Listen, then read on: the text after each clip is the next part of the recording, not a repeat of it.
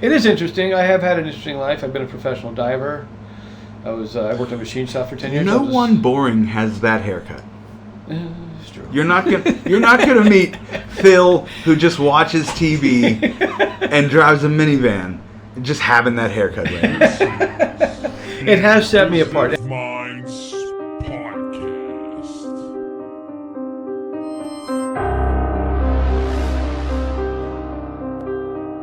Hey, thank you for tuning in the Inquisitive Minds Podcast. I'm your host, as usual, Johnny Smith. With me today, my guest is a guy who's special to me. I've learned quite a bit from him. He's more than just a colleague. He's a friend. He's a national touring comic and just all-around funny guy. Johnny Lee Dam, welcome to the program. Thank you. It's actually an honor to be here. Your show has really garnered a lot of respect. And I remember when you started, I thought, another podcast by a comedian. There you go. But no, dude. I mean, I'm slowly going. I actually asked to be on this. I did. He didn't ask me. I asked him. I appreciate that, Johnny. I have a vision of something I want to create, and I look at things like, even if it takes me the long route, if it's what I want to do and my vision, that's fine. You know. If I was to look up worth ethic, it would your picture right there. All right, that's it. Johnny. Yes. You've been doing comedy how long? I'm actually proud and ashamed of this. I started first time on stage December 21st, 1991. 1991. Yes. Okay. Where did you start? Orange County. California. Yeah. Newport Beach / Costa Mesa / Irvine. Place called the Red Onion, which was a thirst trap way back in the day. I guess that's what the kids call it. Okay. Yeah, it was a meat wagon. It really was. It was yeah. But I took a class. It was advertised in the local community college, Orange Coast College. We call it Tangerine Tech. And I just had been watching like 6 months of A&E's Evening at the Improv. So this is back in 89, 90. And I took the class in 91. And do you remember your instructor's name? yes, Maggie Bash Jackson. Oh, okay. I have not heard from her since. I've finally just found her on Facebook. Did not respond to any friend requests. Oh. She was always a private person. I can respect it. I took a class as well. The Arcade. Colin Chamberlain was my instructor at the time. Colin's a very funny man. He's doing some stuff. I've not heard back from him personally, although I haven't sent him any messages. but I see he's out doing stuff, so shout out to him. Yeah, he just actually has some shows coming up at the Pittsburgh Improv. I think he also produces a show, something called NYC's Most Wanted, up in New York with Ray Zawadny. I don't know if you guys are in New York City, check him out. Yeah, Ray's also a very funny man. And he also nice guys, very nice guys. Hosts a podcast called Hell Gigs, which interesting show. Okay, so you started in 91. What was going on in your life? What made you want to start that? Well, like I said, I've been watching A&E's Evening at the Improv and thought, wow, I can do that. And just serendipitous, I happened to open up the community college catalog that came like the next day after I'd finally decided I think I could try this, and there it was. In my life, I was just into my first marriage.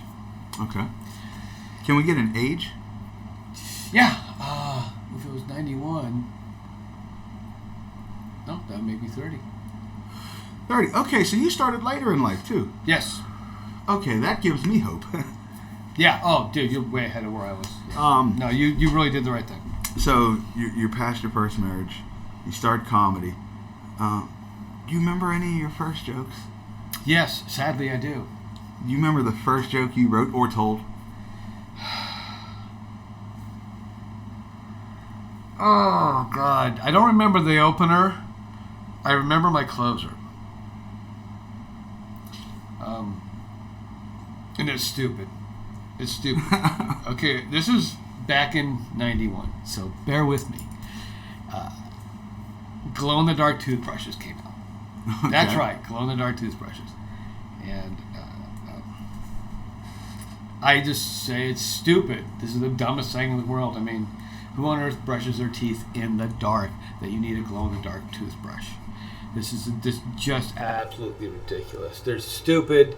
It's irresponsible. It's unsafe. And I'm here to tell you right now that Vagisil does not taste anything like a vagina. Okay. It's a bad joke. You know what? The connotation being, I tried it. It was in the dark, and I grabbed the Vagisil instead of toothpaste. Stupid joke. I'm sorry. I even brought it up now. Just look at what you made me do. You know what? My first joke I ever wrote was, I know what I look like up here, but I identify as a 150-pound man. That's right. I'm trans fat. That's actually a good joke. I don't use it anymore. That's a good joke. I like it, and people still respond to it, but I feel like I just don't like using it. And then I made a whole 3-piece with that, but that was the first joke I ever wrote. I was actually cutting a 8x10 with a chainsaw, and I came up with that joke. Former life. Okay. You were cutting an 8x10 piece of wood, or a picture 8x10 8x10 piece of wood. Okay, because like the headshot makes it so much worse. Yeah, where I'm coming from, 8x10 is the picture. It's like, oh wow, that's kind of aggressive. You're gonna tell me no? That would actually make a great headshot. No, I was I was an industrial carpenter at the time, so I was building shit. Okay, man. So you like it? Obviously, you started the class. You started mics. Did you start right out of the gate early? What do you mean by? Did I go out and do shows a lot? Yes. Yeah, I didn't just do it one time. I entrenched myself in the Orange County comedy scene. What it was at that time, which was basically in its infancy, and I guess it's always going to pale compared to L.A., which is right next door to their comedy scene. But they're two different comedy scenes. How far is Orange County from L.A.? It's not. They're next door neighbors. Oh, okay. L.A. County and Orange County are 10-minute drive, 15. Well, no. Well, okay, I don't mean not If L.A. time. you're on the county line, then it's a 5-second walk. Okay. Yeah, I mean they're that so. Okay. So from South Orange County into say Hollywood, you're probably looking at distance-wise about 35-40 miles. Time-wise, anywhere up to 3 hours. Okay, so kind of like from here to Pittsburgh. Well, yeah. Yeah. Yeah. From here to Pittsburgh, we're located in Beaver Falls at the moment. But we don't have that 3 hour window. I mean, like, because the traffic can get really bad. Mm-hmm. You can do it in an hour. It's unheard of, but you can. And but usually it's an hour and a half or so minimum. It's ridiculous. Now I've heard something along the lines of 7, 10, 15, like 7 years before you're competent. 10 years before, like, you're good, and then 15 years before you make money. What are your thoughts on that? Oh, that's ridiculous. That might be. I think that's more not a literal, but a metaphorical. You've got to put in a lot of time. Mm-hmm. It's going to take you a while. Don't expect everything overnight. As I think what that lesson is more entailed to teach. However. It all depends on the individual. I mean, there's no one thing. There's no, you have to go to this like you're going through a college. It doesn't work that way. A lot of it is luck, but when luck meets experience, and so it's not just, you can't do a great 5-minute video on YouTube, get 1 million views for that one video, and then go headline the Improv. Yeah. Although comedy clubs have tried that formula, and they had to surround this person with a bunch of other comics that could fill the time. So, and they sold tickets. So, and it's all about money. Our job is to sell tickets and drinks and French fries. That's our job. It's more to us, but to the venues, that's our job. How long before you really felt like you had your feet beneath you? That's several different times, actually. Okay. Yeah, it's as you grow and change and your voice changes, your point of view. Your feet are wet again as you try new stuff. So my feet are always wet. Okay. So when you were in the Orange County scene, separate from the LA scene, did you try and intermingle at all? Oh yeah. Oh no, we do. It's not like a versus thing. Mm-hmm. It's a community, but there's an Orange County scene and an LA scene as well. And everyone wants to be in the LA scene, and so Orange County comics go over and they're friends. There's no at all. It's just two different scenes, but they get along. When did it become a reality, though? Like, when did you say, okay, You know, Still hasn't. Johnny is very humble. No, I'm serious. It still hasn't. Not to where I think I want to be or should be. So I'm rather embarrassed about how long I've been doing this. I feel like that's something that comes with all comics, though. Like, literally every person I've talked to, no matter how good other people think they are, they're always beating themselves up a little bit. And I think that just shows, you know, you love what you do and you want to be better at it. But you're obviously, you know, more than capable. I guess I'll ask, how long before you headlined? How did that journey go? Because right now, in maybe this will put it into perspective, in my career, I can feature, but I don't get a lot of that. I don't get a lot of hosting gigs. I get a lot of showcase spots, different places, which is fine. And I get to go out of town, but how does one establish, like, getting on the road for set gigs like that? Because I see you have, like, weekends and stuff, and obviously it comes over time. How does that journey start? Contact, networking. It sounds cliche, but you have to start hanging out with the comics that you want to be at their level. The comics that are at the level you want to get to, that's who you start hanging out with. You don't disregard your fellow comedians of any level, but those are the ones you want to focus on hanging out with and learning from, and, you know, become part of their group. And they will, if they see you putting in the time, then you're not a dick, they will bring you up. You know, they'll stick the hand out and pull you up if you're hanging out with them and you're doing everything that, you know, that you're supposed to do, doing what they do. Yeah. What was your first road experience? Way too early in my career to start, but it was in 92, 93. Oh, that's quick. Yeah. Keith Stubbs, who owns Wise Guys, all the Wise Guys clubs, Utah, in the Utah area, and he also just opened one in Vegas. Great clubs. Funny man. Took me on the road.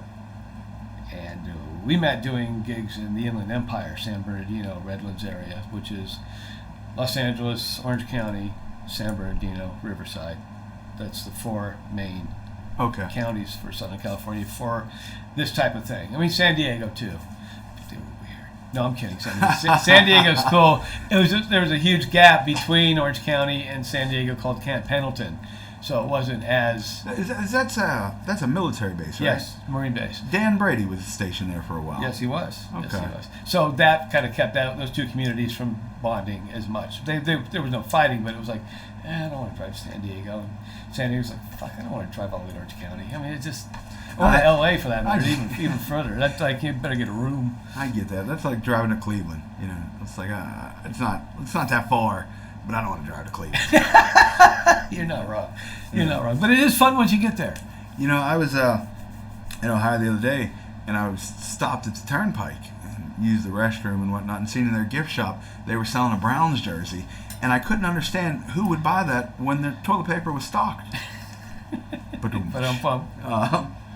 So, when you say it was too early, looking back? I wasn't ready. Okay. At all. In fact, I think back on when I was calling 30 minutes back then. That was embarrassing. It really was. And I mean, really embarrassing. Like, yeah, just not proud of any of that. At the time, though, were you getting good crowd reactions? Through my beginner's goggles, yes. Through my experienced eyes now, I don't think so. Okay. I don't think so. So you went on the road early. Yeah. You came back. I have a road story for you. Okay. My dad came to see me once. I met my dad when I was 15. He lived in Oregon. This is like my second year on the road with Keith. Okay. So we're in Springfield, Oregon. He lived in Eugene, which is right next to it. He came to see me. The only time he's ever come to see me. Fucker heckled me. What did he say? I forget, but I haven't forgiven him to this day for that. Okay. Were you able to, did that shake you? Oh, hell yeah. Okay. You know, first of all, I just met this guy when I was 15, and so there's only been a short span of my life. We weren't close even after that. And then the fucker heckles me. It's like, You son of a bitch. You got nerve. Yeah. So, okay. I thought I'd throw it. I don't know how many people can say their dad heckled them. Nice family story there. Yeah. I give. So, you come back. How long do you stay in California? I was born and raised in California. So I was there till 2012. I was 51, 52. Okay, so you didn't just come over here. Okay, I thought you'd moved around more. No, I don't know why. I moved around in South California, Southern California. It was Orange County, L.A., Ontario, Orange County again, back to L.A. Okay. When's the next time you hit the road after that? So you come back around 93? Yeah, 93, I think. Then I kind of took a break. Got a job with at this start your own home travel agency. Okay. People that were going around to the Be Your Own Boss shows. That sounds like a very 90s job. Oh, it was very 90s, very seedy, very. I feel I'm gonna have to shower just after talking about it. It was pretty bad. It was just everyone was grabbing everybody's money. It was ridiculous. It was a den of snakes. Was it like an MLM? No, it wasn't MLM, but I mean, on the one end, what they were selling was good. It was a valid product. I knew the owners of the actual travel agency clearinghouse that we used, that people would buy their tickets through. It's just that I knew for a fact that the internet was going to make all this obsolete within 5 to 10 years. And, well, we've already seen. What's a travel agent? Yeah, what's a travel agent? You know, I drive past, because this is like a small town, and I'll see like places that have travel agents, and I just feel bad. Like my heart hurts for them. Like, what are you doing? I don't know. It's wild. So, you took a break. You did that job. When you say break, do you mean break on the road or break like doing comedy? I still did little one night things here and there. I just break from the road without a doubt, because I knew I wasn't ready.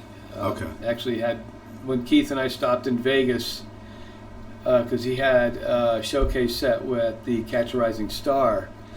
And Winston O'Rourke was managing it at the time. Old name in comedy. She's retired. Hopefully still alive. She comes up to me. She goes, "So you want a spot?" I looked at her. I said, "I'm not ready." She goes, "You're the smartest man in the room." Okay. Yeah. So when'd you go back out? Off and on, 96, 97, 98, just weekends here and there, nothing. You know, the whole week-long road gigs were gone. Yeah? Yeah, those dried up quicker than people will remember. But yeah, because like you'd go out and do like the triple run. I was just getting ready to ask you about those. You do the Spud run for the triple. That's like up through Idaho and stuff. Great run, but you were working, Tuesday, Wednesday, Thursday night. Then you got into Friday and Saturday at more of a metropolitan area, and it was a blast. So you were doing shows like 5 nights a week. Yeah. Oh, that's awesome. Yeah, and those were fun. We did some stuff for Dan Kaufman. Is it like small towns? Yeah, very small towns. Okay. But Pocatello, college town, a lot of fun. Pocatello. Actually, they had us back a second night because we did very well. Keith did very well. I was just there. Yeah, I was present. I'm never gonna. I don't know. It was a lot of fun though. So yeah, did some more of that. Was still doing the travel agencies. I was like a spokesperson for them. I'd get up and do the pitch in front of everybody at the show. They come on in. Our next presentation's in 10 minutes. And now, do you use some humor in that as well? Oh, absolutely. Okay, so even that was still honing some skills. Oh, absolutely. Okay. I became a software developer, and then a spokesperson for the same company I was doing software development for, and I would travel to all the trade shows, and do the big show. Where, there's like we're trying to sell $1 million packages, and I'm doing the pitch. These travel runs, are those something that still exist? I don't know, because that's for comics over on the Midwest and West Coast. Okay. To do it from here, you'd already have to be out there, and routing is just a whole other beast that I never really mastered. But the comics you guys had maps and stuff back then? Oh shit! Oh, Rand God. McNally, the huge Rand McNally. I swear to God, this thing was literally like this and like this. and you would flip through, and all it did was get you to the city. It didn't get you to the street. You know, you had to have like a Thomas guide for each city you were going to pull that shit off. You had to call the club and say, okay, we're coming into town. And they say, well, what freeway are you coming in off of? We'd tell them, and they'd give us directions to the hotel. And then they'd say, here's your directions from the hotel to the club. And that was it. Man. So you're calling, you're hoping, man, someone answers the phone. I'm tired of when I get in my room. And there's times where they wouldn't, and where you just had to wait till like 8 o'clock when they went into the club that night. Yeah, it was hard. It was. Yeah. I We are not the same.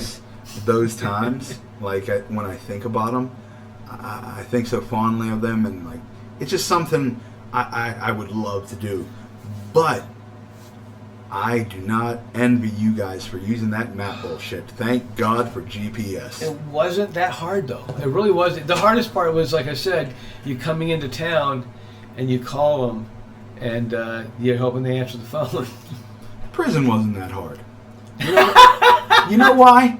Because it's over. Things are not like once they're over. It's a breeze. But like, especially now that I'm used to GPS and all that, if I had to go back and use these maps, I'd be a mess. I'd have to leave 4 days early just to get down the road. It's ridiculous. The one thing that GPS has done for us on the road is tell us, okay, there's an accident here. I'm going to take you off the highway and bring you around. That's what Waze does. I love that about Waze. They also tell you when there's cops. And yeah, oh yeah. I like love that. Yeah. Oh yeah. Oh yeah. That's great. In Virginia, you can't have a radar detector. I don't need a radar detector. I have a Waze. Yeah. I know exactly where you're at. Yeah, no, it's very accurate too.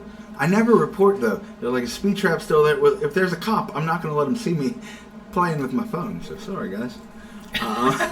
Sorry, community. It's you. Yeah, I'm the guy. 97, 98.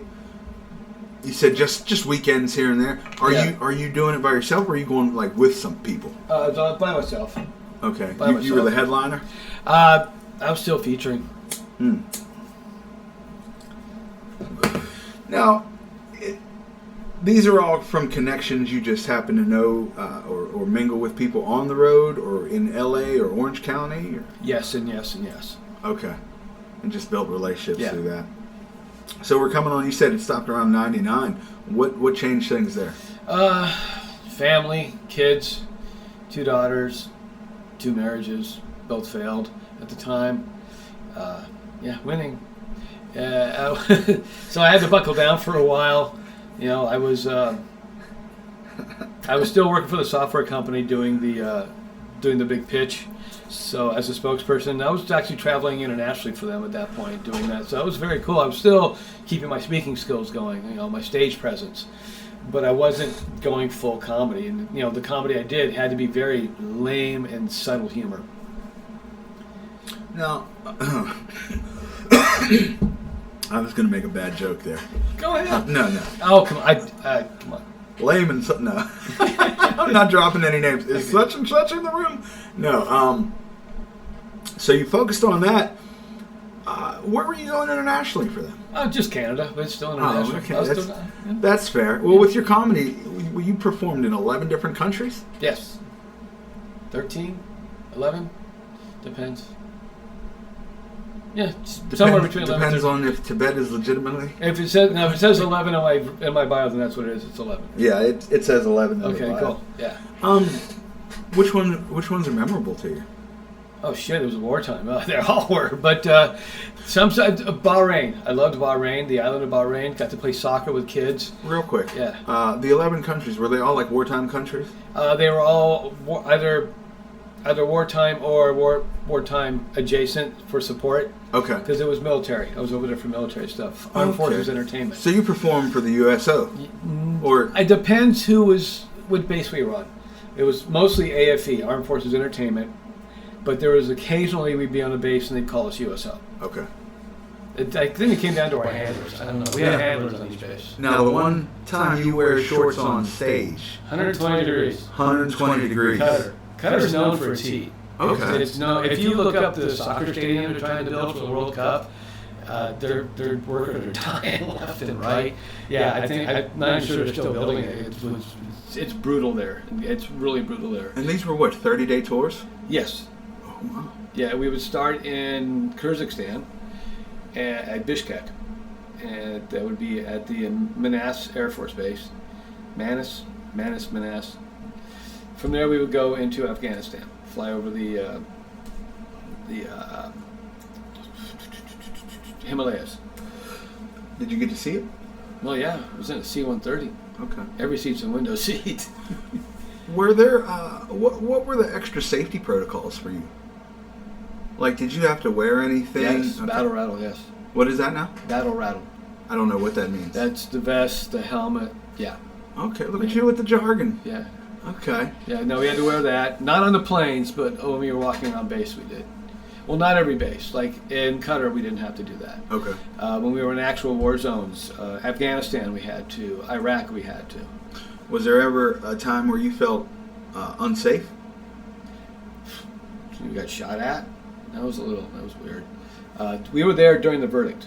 Saddam Hussein's the verdict of his trial. This is 2000. Where they hung him, right? Yeah, this isn't the day of the execution, but this is the day of the verdict, and it was 2006, and we were flying over Mosul, which is his home province, and we were in a helicopter, Black Hawk, and I didn't hear any gunshots coming at us, but the chopper pretty much pitched on its nose. The guns went down because the doors were always open, and it just started swirling with shells. Yeah. Just firing back. Yeah, and then the guy that was next, I was right next to the gunner, he taps me on the leg and points to a box. So I pull a box forward, it's ammo, way heavier than I thought it would be. So like, oh shit, I'm trying to look macho, and I'm like, fuck! So, but yeah, then he reloads, and then they're done, and we fly off, and they're like, That was a hell of a heckler, huh? Yeah, that was so I guess someone was shooting up at the chopper. Okay. I don't think they had a birthday after that. I'm not sure. I have no idea whether they hit him or not. They didn't discuss that. They were just. I was not going to ask that. Yeah, no, I was not. I really didn't want to know. Did they confirm the? No. I really didn't want to know. There was one night in Afghanistan where we took mortar fire, so we had to go to bunkers. Oh. Yeah. Okay. What were the accommodations like for you? We sleep where they sleep. Okay. We eat where they eat. Nothing special. Okay. We're on their schedule. When we have to fly out, it's not at our convenience. It's at 2 a.m, and that's where you sit over in Persco, which is like their in and out place. They have to know you have to go through Persco every time you come in and leave a base, so they know who is on the base in case something goes wrong. Okay. Okay. And you said that was 2006. Yeah. Time period. Now, what happened between 99 when you had to buckle down and up to 2006 when you went boom international? I was basically just doing this spokesperson work, and then around 2002, 2003, I started hitting some open mics in Orange County because you can walk away from the mic, but you'll never outrun it, and that's basically it's been my story, and so I just hit him again, and then I got out. I lost my cousin in Pentagon 9/11. Oh, my condolences. Yeah, thank you. Lieutenant Colonel. So he was, Dean Miller, great guy. Dean Matson. I don't know why I said Miller. Lieutenant Colonel Dean Manson? Matson, yeah. Matson, okay. Yeah. Oh. And so it was my way to get back. A friend of mine knew that I had someone, so he reached out, and they said, yeah, we'll bring him along. And got to do 2 of them. Oh, that's pretty cool, man. Yeah, 05 and 06. Oh, that's awesome. Yeah. 05, we didn't go into Iraq. We were just Afghanistan. But at Al-Udeid, which is in Qatar, where I'm doing that underneath the bra. That's called the bra because it looks like a huge bra. Okay. The canopy, where I'm on stage in shorts. When I was there the first time, I met this guy from Newcastle. Okay. Now, I had not yet even visited Newcastle, but my wife, who I just got together with, we'd just gotten. Forgive me. Current wife? Yes. Okay. Valid question. No, we'd just gotten married, and because she said, if you're gonna go, let's do it now. So we did. My boy's shipping off. Yeah. Gotta make me an honest gal. Okay.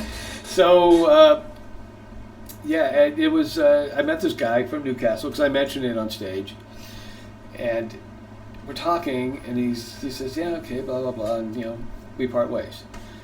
I'm back a year later. I'm walking through the green zone, and there's like the pool area inside the palace. We got to stay at the palace. It was kind of cool. Oh, what palace? His, Saddam Hussein's palace in Baghdad. This is in Baghdad. Okay. You fly into Biop, which is Baghdad International Airport. Then you don't drive through town. You get on a chopper and you fly over to the green zone. You land there, and then you do your shows. Stay in the palace. Yeah. That's wild. Yeah. It was trashy. It really was. Really? Well, it'd been military. It's been militarized with our people. Okay. So it was like a garish mix of U.S. issue, government issue, and all that, flamboyance. So it was rather alarming. Okay. That's fair. But let me finish the story about this guy. Ahead. So this a year later, and I'm hanging out at the pool, and this guy yells out my name, and I look up, and it's him.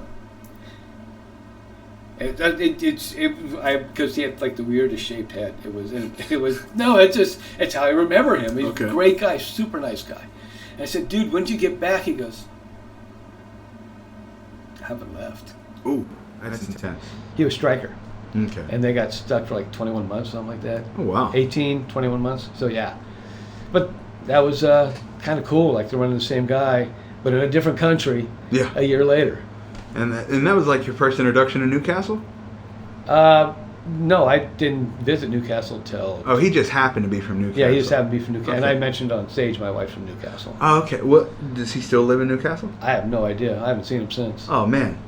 I know. I'd love to find him. Yeah, hey, guy. I don't even remember his name. And that's, Let's hope he's still kicking. Yeah. So, yeah, that was actually pretty cool. So, before you went overseas, you were just hitting mics and doing one-nighters and stuff like that. When you came back, was there any type of, like, renewed, like, yeah, I can do this again? There was, and there wasn't. Okay. I didn't like working the mics in the LA scene. I was living in Hollywood at the time. We just moved to Hollywood, Rhonda and I, from Orange County. So we were living right there at Franklin and La Brea, right next to the entrance to Runyon Canyon, and loved living there until I hated it. Okay. But the scene, I didn't care for it. I mean, nothing bad against the scene. It just wasn't my scene. Is this the same time when you're doing the damage report?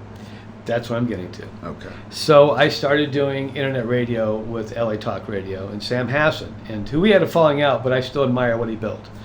And if he's listening, dude, great job. And he had an ad in Craigslist when there was a Craigslist. I don't know if there still is or not. There still is. Okay. Well, since you can't get sex on it anymore, I haven't gone there. Why? All right. So anyways, it was an ad saying, hey, you want your own radio show? And I'd already really wanted to do that. I actually went to this little studio in Hollywood, and it's embarrassing that I talk about this, that I did this, but the reason I did it was to chase a dream, so it's very cool. And I would pay them to sit in their studio for like a half hour and record on a cassette my half-hour show that would play like 3 o'clock in the morning on some shitty AM station only in the Long Beach market. Oh. So, I mean, it was kind of a sad, when you think back, like, I'm not a radio star at all. You got to start but somewhere. I was following a dream. Sam runs this ad saying, hey, you want a radio show? I was like, oh, yeah, I could. Let me go see what this is about. And I meet him at the studio. It's in the high-rise in downtown LA. It's a beautiful studio, all ready to go. And he goes, yeah, tell me about yourself. So I tell him, comedian, been overseas, blah, blah, blah. He goes, yeah, you want a show? I said, yeah, I can do a show. He goes, great. You got 2 to 4, Monday through Friday. Oh, wow. Okay. This is when live internet radio just started. Literally just started. And I did the damage report Monday through Friday for 2 hours. From 2 to 4. Walk us through the damage report. Damage report was a satirical look at politics. Basically from the point of view of my ignorance. Once I look back, I can appreciate that. I mean, looking back on everything I said and all the rants I wrote, and while I believe in the principles behind 90% of that, it was just another echo chamber, but it was funny. I brought in comedians because I was in the LA market, so I could bring in comedians. And I brought in any comedian that wanted to come in. I brought in porn stars. I had a show called Porn Star Pundits on my own station, which we can get to a little bit later on, where I brought in porn stars and we talked about politics. They don't know much. Anyways, actually a couple did. Nina Hartley was very smart. She still is very smart. If you don't know who she is, look her up, Nina Hartley. She is to porn what Cecil B. DeMille is to cinema. All right. I guess we'll ask, who the fuck is Cecil B. DeMille? Oh, that is sad. That is so sad. Okay, wonderful, classic, old-time directors from Hollywood. He's when he started making it an art form. Okay. All right. We'll go with that. Shout out to Cecil B. DeMille. I think 2 episodes I mentioned the name Cecil. That's only the 3rd Cecil I know now. Cecil B. DeMille. You'll never meet this guy. He's dead. He's been dead a very long time. Cecil Fielder, and who I'll probably never meet either.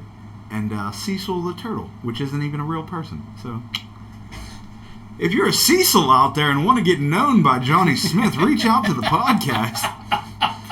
I'm looking for more friends named Cecil. Right now, one's a retired baseball player, the other one's dead, and the third's a cartoon. I need a real person. All right. So you got this slot, 2 to 4. You pick up traction quick? Yeah, actually I did. I was really surprised. I actually won 2 years in a row, one of the top 50 for internet radio. Oh, really? Yeah. That's cool. Yeah, it was I didn't even know I was being looked at by those type of people, but yeah, it was very cool. Because I was putting out a lot of content.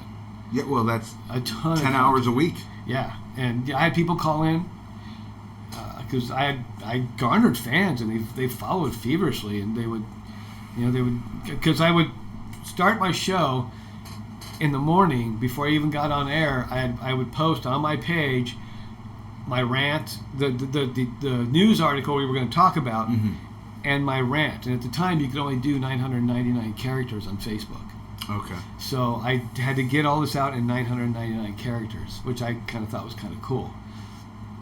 And then people would comment all day long until it was time to go live. And I'd have those comments to read and to discuss and to say, okay, this is a valid point of view. The hardest part was remaining objective. Okay. Because I also wanted to get the laugh. Yeah. Oh, no. Absolutely. And then if the laugh is on the other side of what I believe, it's like, oh, how do I do this? How long did you do this? 2 years. 2 years? And then is that where your own? There was one step between that. Okay. I did some voiceover work for Hollywood Outlaw Radio while I was with LA Talk Radio. But I told Sam I'm going to do this. He said, okay. Nice. By the way, dream of mine is to do voiceover work. Dude, you got the studio. What's stopping you? I don't know. There you go. I don't know. Lots of resources out there to get started. Plus the burgeoning scene in Pittsburgh. Come on. Yeah, that's true. You should actually be signed up with some of the agencies to go on some of these shows. That's actually something I want to ask you about, and I know we're right in the middle of the radio. I want to get back to that. But did you ever get a manager or with an agency? I was with an agency, the brand agency out of Orange County for a while for commercial work. This shows my ignorance. I'm still very young in this. So what does an agency do for a stand-up comic? They weren't my agency for stand-up. Okay. I've never had an agent or manager for stand-up. That's all me. Okay. That's what, for 90% of us out there, that's what it is. It's all us.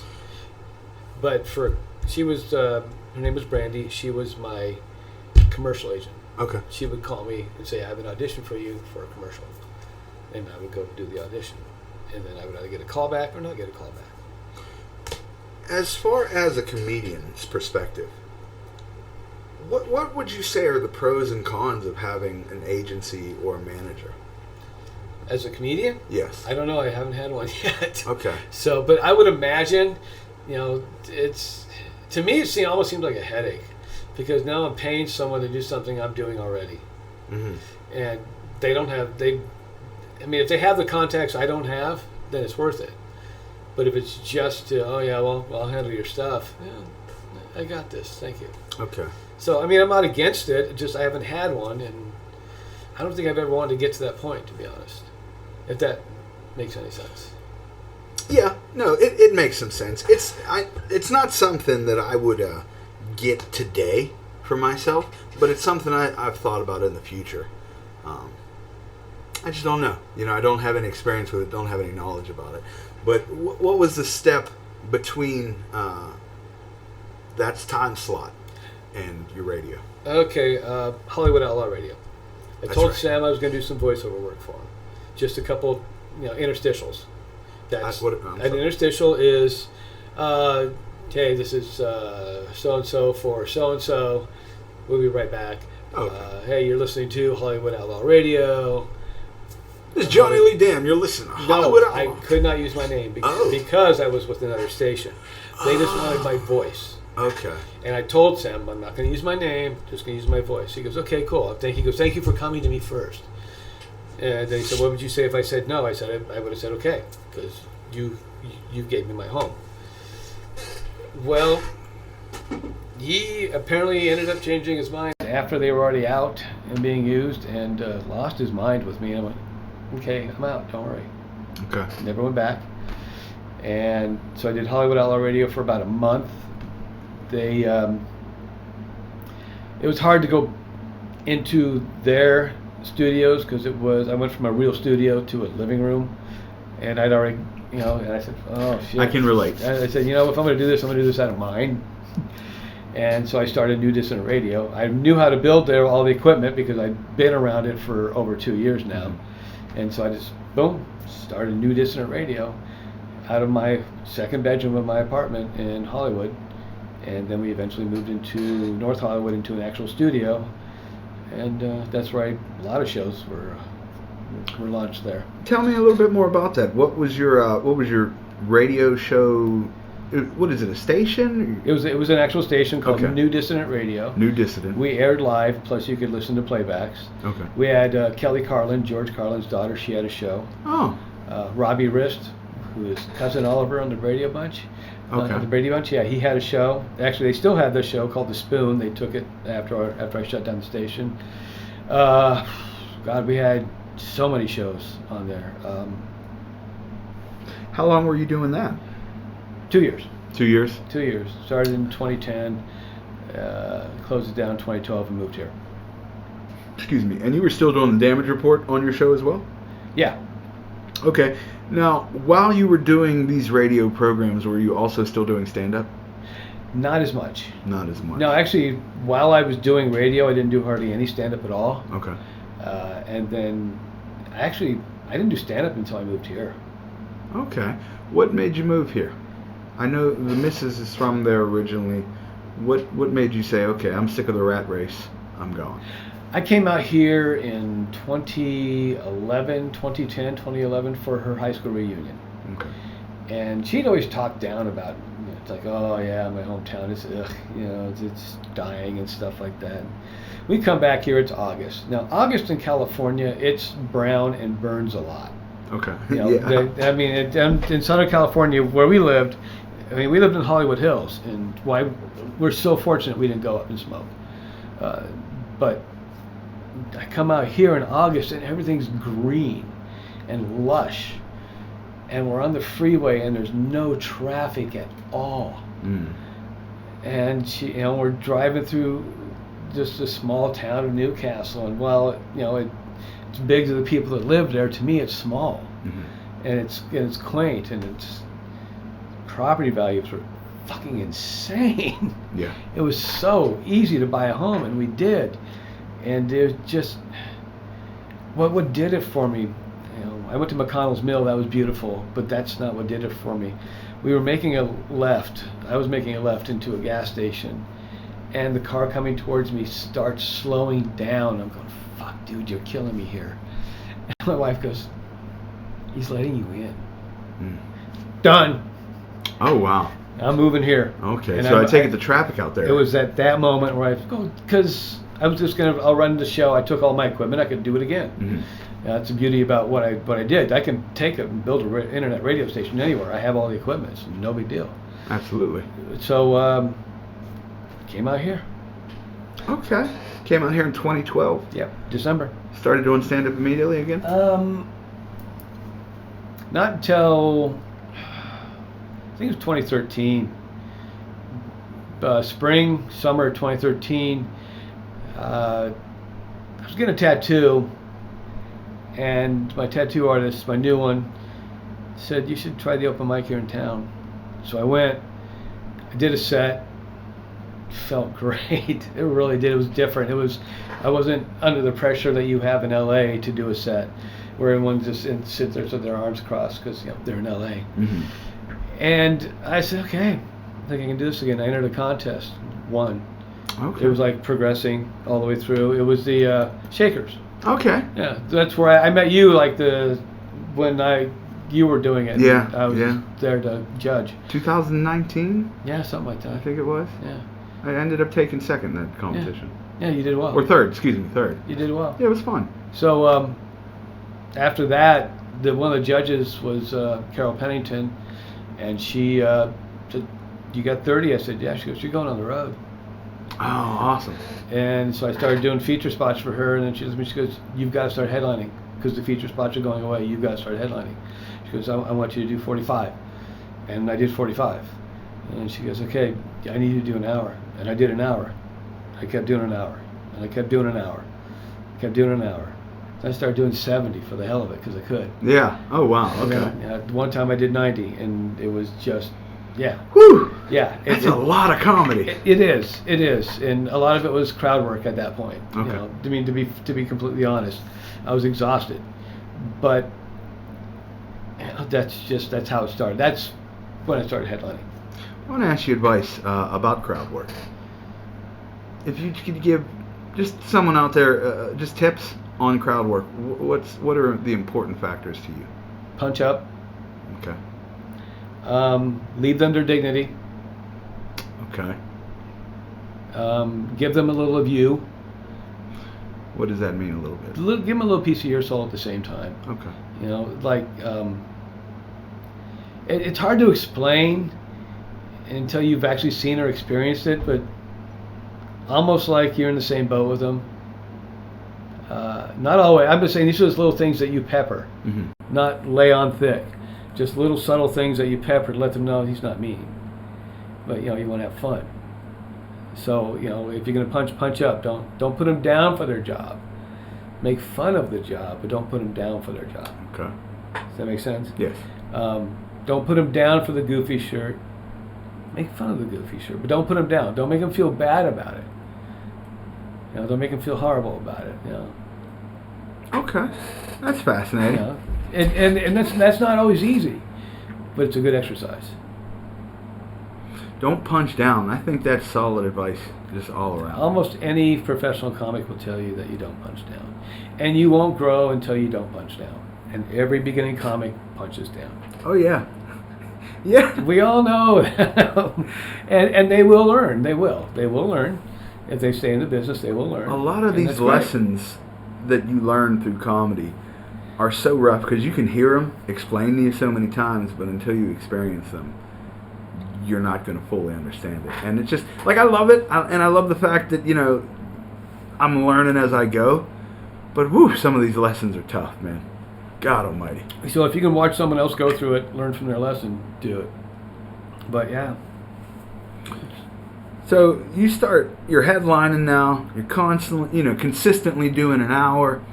What year is this? 14, 15? 13? Hold on. I went quickly to 45 in an hour because I had the material. I didn't have the stamina, and that's a big difference between having 6-10-minute sets and having an hour set. Two completely different things. About 14. 14 and a half, 15. You got a job outside of comedy? No, at that point I don't. Okay, so comedy's just comedy. Paying the bills. And how many weekends a year would you say you were working? Probably close to 50. Close to 50? Yeah. That's impressive. At least 45, and then there was some stuff in the middle of the week. It's like for a corporate, which I hate doing corporate, so don't book me for corporate. So if you were to tally them up, though, it'd be 50. You told me about an eating clause in your corporate gigs. If they eat, you charge them. Every comic has this.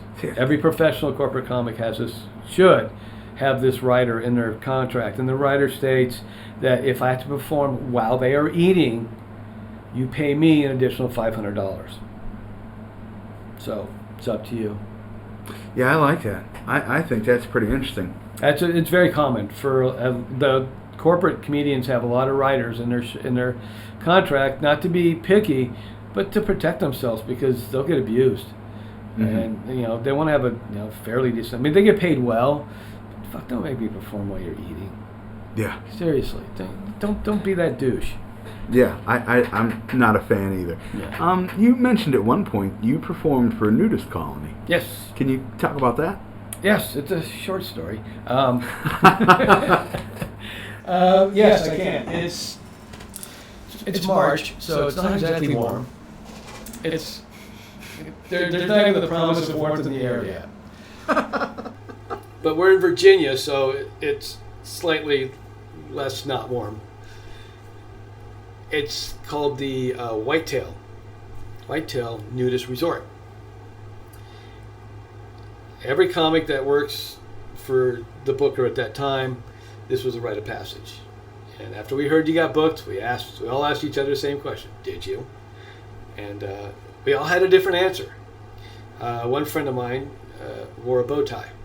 That was it. I went out completely. Okay. Yes. When in Rome.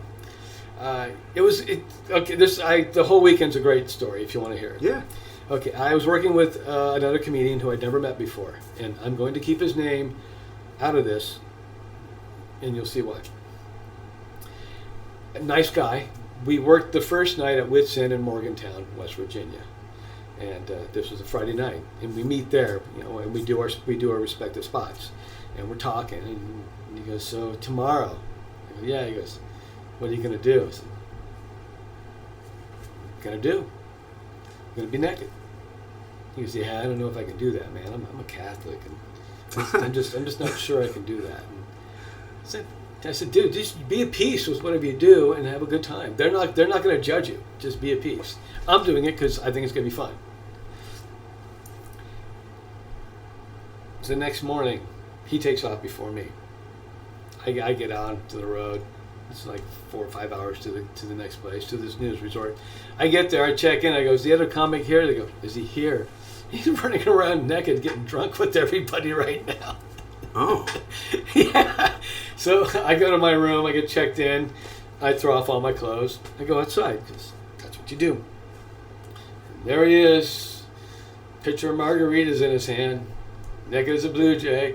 Woohoo! We do our show.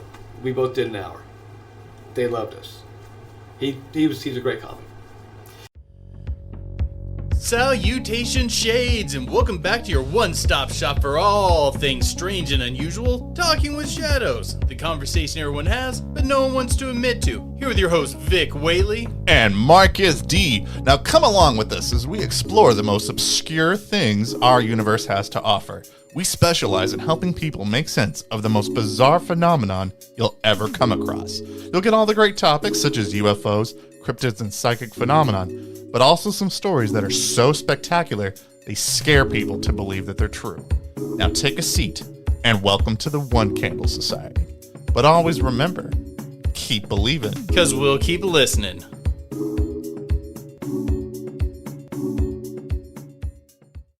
Okay, let me ask you. When you first get there, you strip. How long before the initial woo woo woo wears off? 10 seconds. 10 seconds? 10 seconds. Literally 10 seconds. Okay.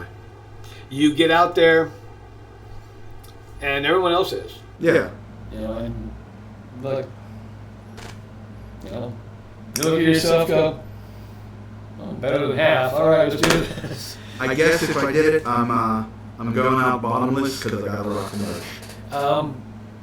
There were some people wearing t-shirts, but no, mostly just, and it was not like a sexual thing. There's not even a sexual vibe in the air at all that I could feel. But yeah, it was just naked. It's just no clothes. I actually had Thomas Balladan on the program, who is a nudist, and he was discussing that, like how it's not sexual, it's just Nude. us. Yeah. No, there was no sexual energy there at all. I mean, that's cool. I mean, then again, I am not attractive naked, so maybe it could just been me, but there was no sexual energy there whatsoever. Okay. Now, how long you working hardcore? And we'll go from that till, we'll say, 2018. Because we all know the pandemic hit us all around. Yeah. 2020, 2019. You know, I know you. I met you. Yeah, I was still doing the road. Kind of backed off on some of them.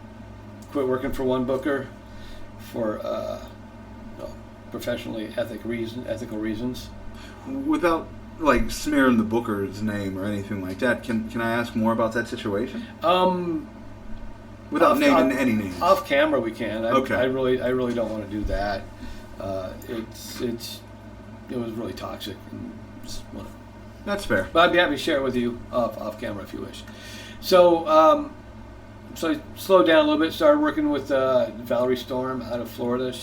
I've known her for like 10 years. She used to call into my radio show. Okay. On occasion when I was in LA, once or twice actually. But just we stayed friends on Facebook. And Was that the lady I met in that club in Austin Town, where you were hosting? Felicia was featuring. No. Okay. No, Valerie hasn't been out here. Oh, okay. No, she's based in Florida. It's mostly cruise ships. But she got me in a comedy zone. That's the thing. Make a connection. Mm-hmm. Have you ever done any ship work? No, I want to. I hear it's good work. It's good work. You got to have 3 hours of material. Somebody told me. No, you have to have. Yes, you have to have 3, but you have to do 2. Mm-hmm. But you need 3 so you can change out because you have to read the room and switch. Yeah. So yeah, they have to do. They have to have 4 different 30-minute sets now on one of the cruise lines. Valerie was just telling me that she's back out starting in August. Okay. This month actually, today. Yeah. How long are those commitments? I guess. I don't know. I haven't got to go on, but I mean, she says that she can go out for like 3 weeks at a time or go out for a week at a time. Depends what the run is. Okay, that's cool. You know, because they bounce them all over. She'll get off the boat and somewhere down in the Caribbean side of Central America and fly another boat will pick her up, or she'll fly somewhere else, catch another boat and do her stuff there. Then she'll get off that boat and maybe come home, maybe go to another boat and go somewhere else. That's so cool, man. It can be stressful though. I hosted for Jeff Shaw, who does a lot of cruise ship work, and I didn't get a chance to pick his brain like I wanted to about that, but I'm still years away from cruise ship. Potentially. We'll go with that. I'm sorry. No. You said you hooked up with Valerie. She got you in at the Comedy Zone? Comedy Zone. I was in with Bonkers. I'd done stuff for them before a long time ago, so I got in with them. Reconnected, so I worked with Bonkers, Comedy Zone. I just started working with the Looney Bin last, just before pandemic hit. I did a gig at the Looney Bin, so waiting to get back into that. The problem is right now, before the pandemic, we were all in rotation, so there was always something coming up for you. Mm-hmm. Because you can't go to the same place, twice in a year. Occasionally. But if you're headlining, definitely not. Okay. But now there's no rotation, so it's a choke point at every club, everybody trying to get in at once versus it's your turn. So losing a year and a half's worth of work is going to take a year and a half to get back. I got a couple questions for you. The first one is, this is the part where I usually ask people for a piece of advice. And it could be for a comic or just for life. What piece of advice would you like to share? Wow. Yeah. Don't listen to anything I say. I guess. I don't know. That's a tough one. As far as comedy goes, don't do contests and beat yourself up if you lose. If you do a contest and you lose, ask yourself if you had a good set. If you're happy with your set. Because if you're saying my set should have won, then you're happy with your set. That's all that really matters in the end. It really is. It's all that matters in the end. As far as in life, yeah, that I have nothing. I've been married 4 times. You really don't want to listen to me in that respect. That's that's about it, really. Okay. And I don't know. This is just my little twist on things. Johnny, you ever had any paranormal experiences? Yes. Lay something on me. Nothing real heavy, but when I first moved here from LA, it's like the third night in our house, and I'm asleep, and I don't see the face, but I see the voice. I don't know if that makes sense, because it doesn't to me, and it just screams, "Dad!" And I bolt upright in bed, and immediately I'm like, oh shit, checking my phone, it's like nothing from my daughters. I go to call, even though it's 3 hours time difference, nothing. The next morning I talked to him, nothing happened or nothing like that. It just something shouted at me, "Dad." And it was really, and it happened. I know it happened. It's not like I was dreaming this happened. This literally happened, and it was in my house.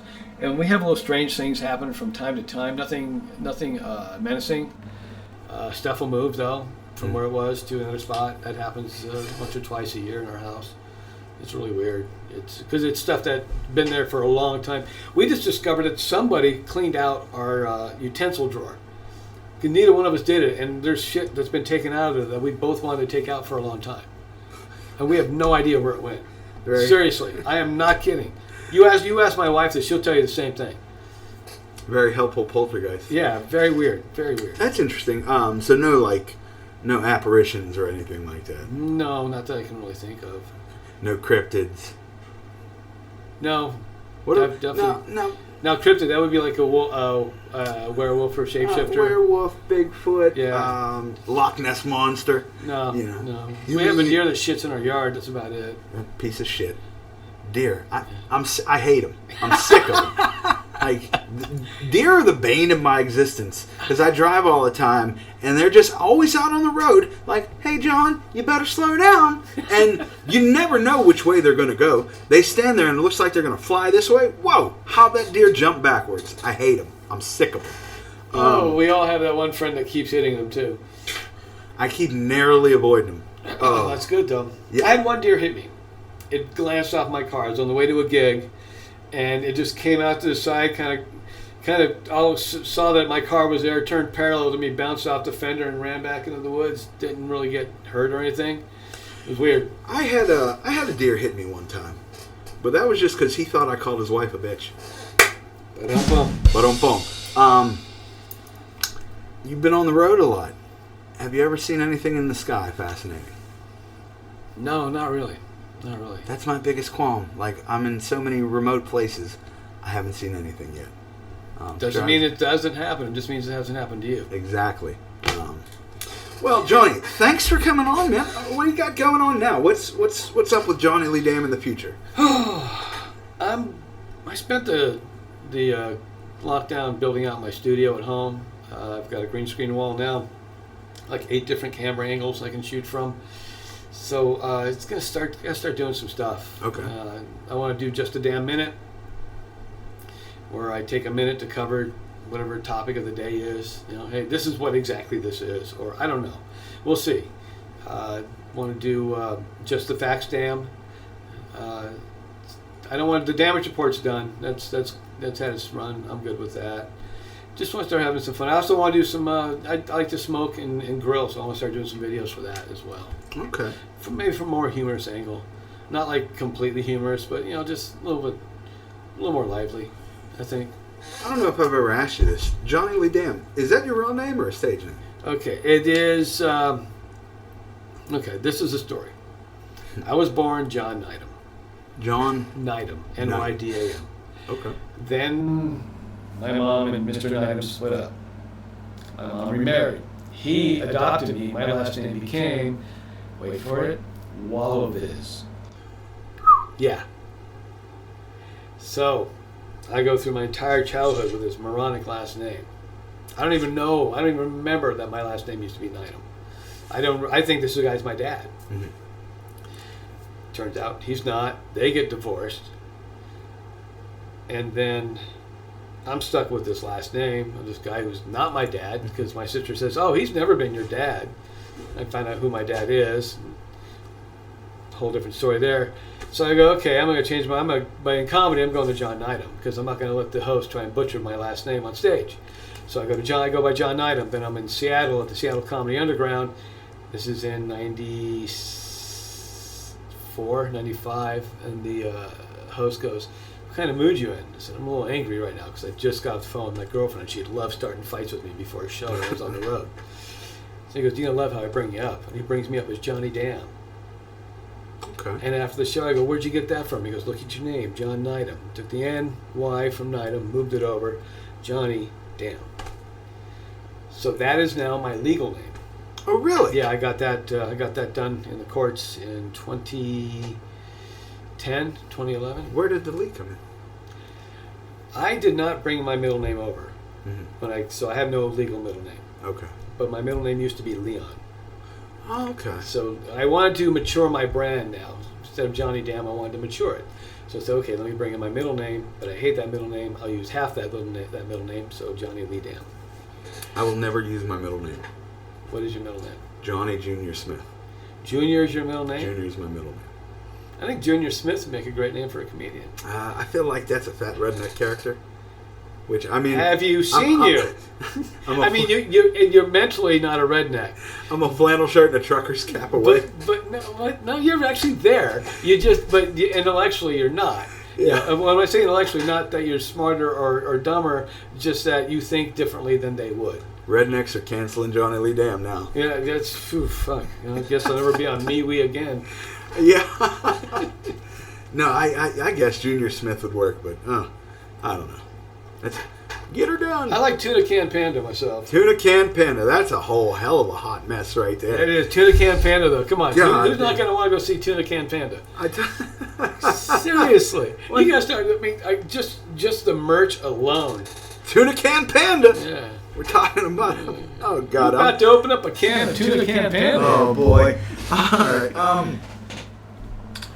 What do you want to promote, Johnny? Anything you want to put out there? Geez. Social medias, Well, websites? my website, johnnyleedam.com, Facebook. I don't do anything on my comedian page on Facebook. I don't know. It just seems kind of redundant. So, look me up on Facebook, Johnny Lee Dam. You can go to Twitter. I'm there. My handle's there. I really don't go there that often. I don't know why. It's Twitter. Available for bookings? Yes, definitely available for bookings. Don't ask me to do a house party, though. I won't do those. They're horrible, and you guys are lousy housekeepers, really. Just be cool, really. Don't be a douchebag. That's my word to wisdom right there. That's your piece of advice? Yeah, don't be a douchebag. Don't be a douchebag. Yeah. You know that little blue stripe spot next to the handicap parking space? Stay the fuck out of that. That's for them. Thank you. Hard stances here, folks. That's what we're known for. You give the handicap their fucking space, or else. Johnny, thank you so much for coming on the program. Really enjoyed talking to you a bit. Guys, if you liked what you heard, subscribe, share, like, do something, leave a review. I don't know. But until next time, everybody, peace and love.